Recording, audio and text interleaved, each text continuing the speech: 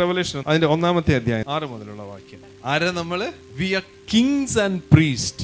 നമ്മൾ രാജ്യം എന്നൊക്കെ പറയുമ്പോൾ അതിന്റെ ആശയം മാറിപ്പോയി. We are kings. ആരാ? അതുകൊണ്ടാണ് പറയുന്നത് രാജാധി രാജാവിന് സ്തോത്രം എന്ന് പറയുന്നത്, രാജാക്കന്മാരുടെ രാജാവിന്.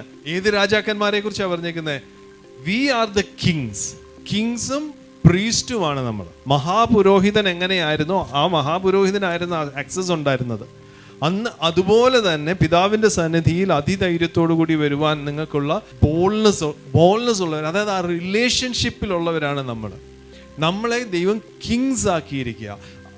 അബ്രഹാമിന് കൊടുത്ത അബ്രഹാമിക് കവന്റിനുള്ള ഒരു പ്രോമിസ് എന്തായിരുന്നോ? കിങ്സ് വിൽ, അത് വരുമെന്നല്ല, അതിനുമല്ല, നിന്റെ സീഡ്സിൽ നിന്ന് കിങ്സ് ഉണ്ടാകുമെന്നും പറഞ്ഞൊരു പ്രോഫസിയുണ്ട്. ആ കിങ്സ് ആണ് നമ്മൾ. പക്ഷെ നമ്മുടെ മനസ്സിൽ എന്താ? നമ്മളിപ്പോഴും പാപത്തെ യേശു പരാജയപ്പെടുത്തി അല്ലേ? ഞാൻ നിങ്ങളുടെ പാപം ഓർക്കുകയില്ല. പുതിയ നിയമം പറയുന്നത് എന്താ?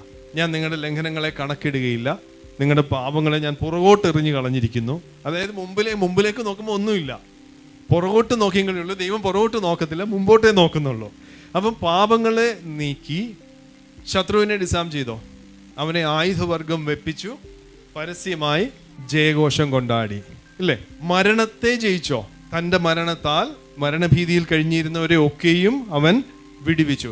പാപത്തെ നീക്കി ശത്രുവിനെ ആയുധവർഗം വെപ്പിച്ചു, ഡിസാം ചെയ്തു. ഡെത്തിന്റെ ഫിയറിൽ കഴിഞ്ഞവരെ അതിൽ നിന്ന് മോചിപ്പിച്ചു.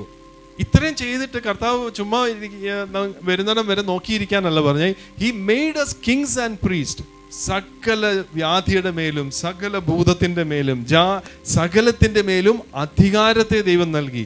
അവയൊന്നും നിങ്ങൾക്ക് ഒരു നാളും ദോഷം വരികയില്ല. പാമ്പുകളെയും തേളുകളെയും ശത്രുവിന്റെ സകല ബലത്തെയും ചവിട്ടുവാൻ അധികാരം തന്നിരിക്കുന്നു. അപ്പം നമുക്ക് കർത്താവിനെ അറിഞ്ഞ് സ്വർഗത്തിൽ പോകാനുള്ള ഒരു ടിക്കറ്റ് കിട്ടി നമ്മൾ ആ ഫ്ലൈറ്റ് വരുന്നത് നോക്കി എയർപോർട്ടിൽ ഇരിക്കുന്നവരല്ല നമ്മൾ.